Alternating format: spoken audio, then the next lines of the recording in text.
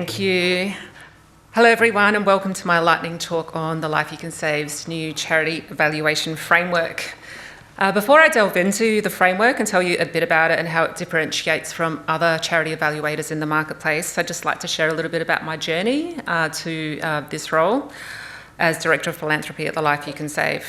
My journey started way back in 1995, before many of you were probably born, when I studied ethics at university. The text for the subject was a book called Practical Ethics by Peter Singer, and which taught me how to think rationally about our choices.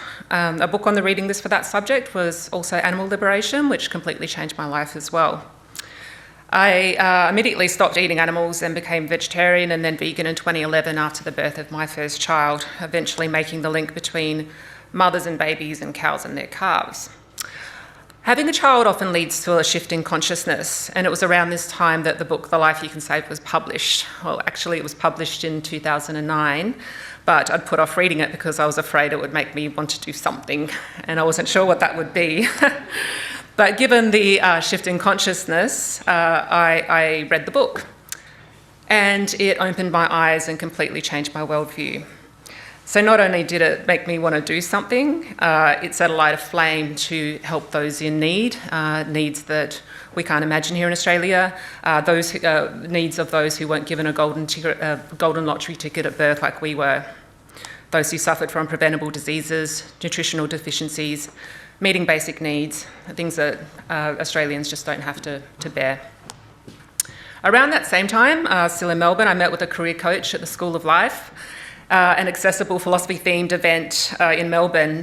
When hearing about my newfound purpose and desire to, I guess, have a career that aligned with this, and hearing about my background, which was in financial services, business development, financial advising, they suggested, I've got the perfect role for you. It's a philanthrocrat. And I went, what's that? And he said it would be advising people on how to donate their money, where they could do the most good with their money. And I'm like, that's great, but a role doesn't actually viably exist like that, or it certainly didn't back in 2011, or back in 2012. And then fast forward about 10 years, and then it did. And I was recently appointed into this role as Director of Philanthropy in May 2022, so about 8 weeks ago. And I'm really excited that my dream job became at the right time, right place, and here I am. So I'm going to be talking about the new charity evaluation framework. I'm essentially talking to you about this on behalf of our appointed Director of Research, Bilal Siddiqui. He's based in Pakistan most of the time, and he has a PhD in economics from Oxford University. He worked as an economist at the World Bank for 5 years. He's had a range of other experiences as well, and very well placed to help us, I guess, pivot from where we started, which was using GiveWell recommendations, and help us grow the pie of giving, of money that can be moved to effective charities. So a quick recap on what we do, for those that aren't familiar. So we research to identify effective charities. We've got around 25 on our list at the moment, which is significantly more than some of the other charity evaluators.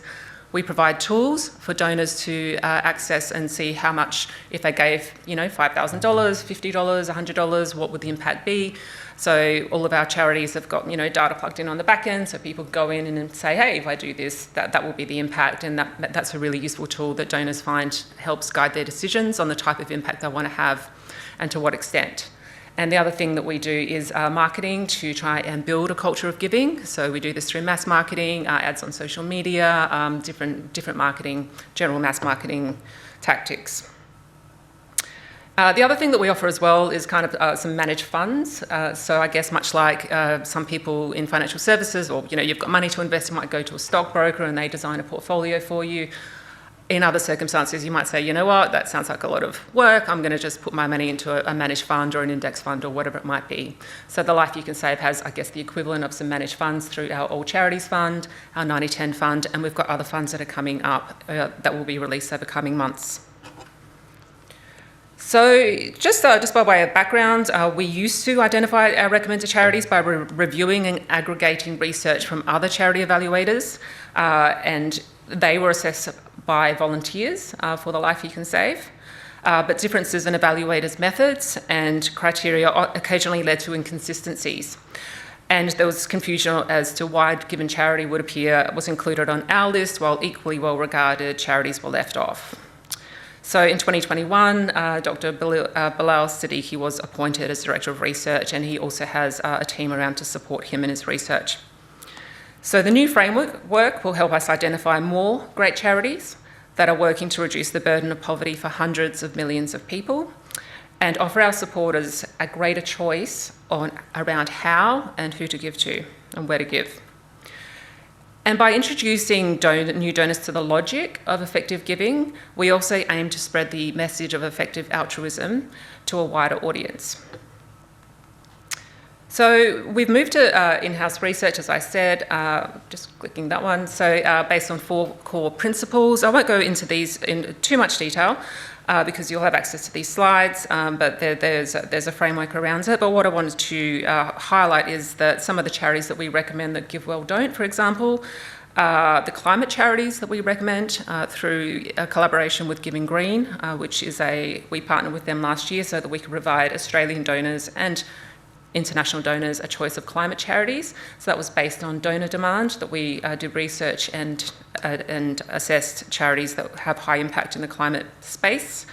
Other examples of charities that we have that others don't are Equalise Health, which is research and development of affordable medical technology for mothers and children, and the 1 Acre Fund and Village Enterprise, which is about helping small holders and rural entrepreneurs earn income and enable them to build a business and generate income. And others are the Fistula Foundation and Fred Hollows Foundation. So I'm going to focus on the 2 bottom points here, how we identify the problems that we want to focus on. One of them is lockedness, which is essentially about unlocking money. So a lot of philanthropic money is not cause neutral. For example, many donors have logistical constraints or strong affiliations to particular causes or target populations or geographies. For example, I've recently worked with a family in South Australia who's got a large sum to give, and they wanted to donate to a charity that helps people today but also spills over into mobilising communities. There's a family office, sort of social impact enterprise called Affinity Impact in Asia, and they wanted to distribute their giving between direct delivery organisations and other systems change organisations like the Clean Air Task Force. So the other thing that we have now included in terms of identifying the problems is recipient focus. So actually the people who are living in poverty, asking them what's really important to them as well, which kind of makes a lot of sense if you think about it. So we want to keep sight of their expressed needs and values of the ultimate, since they're the ultimate recipients of our philanthropic efforts. And this means that prioritising causes that the poor identify, such as schooling, financial education, and jobs. So how do we go about, we group problems into cause areas, so it's outcome-based and population-based. Again, I'm going to focus on some of the differences in what we do versus GiveWell. So DALYs, a lot of you might be familiar with that concept, which is disability years averted. We use that as a key metric when evaluating charities. Carbon removed in the case of our climate change charities, and then we've got some population-based themes. I do want to leave time for questions, so I'm going to go through. So what we do in terms of finding great charities is we build a pool, we use existing resources, we work with other charity evaluators. It's a very collaborative space, as I'm sure you can imagine. To be clear, we do not seek to duplicate the efforts of others, and we build on the work that's done by GiveWell, Giving Green, the Founders Pledge, and other evaluators. We also look to recipients of highly regarded awards that rigorously evaluate their grant recipients, for example, the Elevate Prize, and to other funders who have a reputation for evidence-based giving, such as Focusing Philanthropy and the Malago Foundation, for potential candidates to review. Just again about GiveWell, because I know that's the charity evaluator most of you are most familiar with. They find the highest impact cause areas, such as global health, and then the highest impact organisations in those cause areas, and then based on the highest quality evidence, usually RCTs. whereas we identify cause areas that are high impact, where there's a large base of committed donors and are demanded by recipients. So there's a few key differences now. In conclusion, gone one too far. In conclusion, our new charity evaluation framework has a number of objectives. Unlocking philanthropic funds through acknowledging that funders are not cause neutral. Donors have the constraints that I spoke of before, and not all donors look to do good with a cold eye and a warm heart.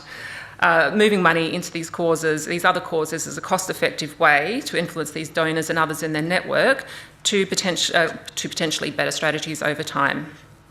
Focusing on recipients means that prioritising causes that the poor identify as important to them, and it enables us to keep simplifying giving decisions, unlocking funds, and building the amount of money moved to charities while building the movement towards effective giving. Thank you.